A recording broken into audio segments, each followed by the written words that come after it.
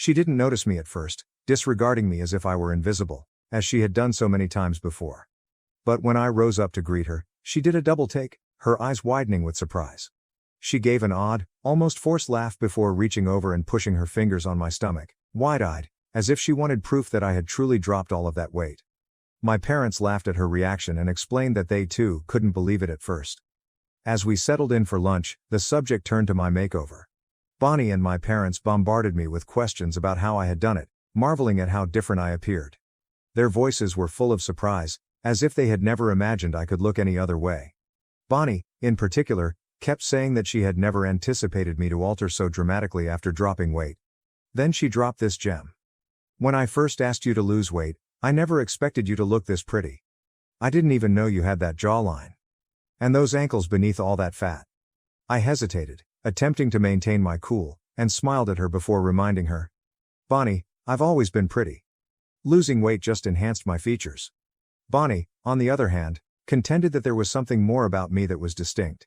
Then she had the courage to ask, "Did you have some surgeries done on yourself? Because there's no way you look this good by yourself." I could feel my blood starting to boil. The hubris to believe that I required surgery to look attractive when, in fact, I had worked so hard to get my current appearance. I looked her directly in the eyes and replied, "Wow, Bonnie, it's amazing that you think that little of me. No surgery, just a lot of hard work and self-love. Something you might want to try sometime." Bonnie's expression changed from surprise to displeasure, but I didn't care. It felt amazing to finally say something and put her in her place. Before she could react, my parents jumped in, attempting to smooth things over in their own way. "You shouldn't be offended," my mother replied. "The three of us have just never seen you look this way before. Honestly, you look even more beautiful now than Bonnie does, and she's the one getting married." Bonnie appeared much angrier following Mom's remark. I simply ignored her and concentrated on my food, allowing my sister to seethe in her rage. Then my mother joined in. "You know, I was thinking, maybe you should go back to your original hair color. I think you'd look even better with your natural shade. This blonde look makes you stand out too much.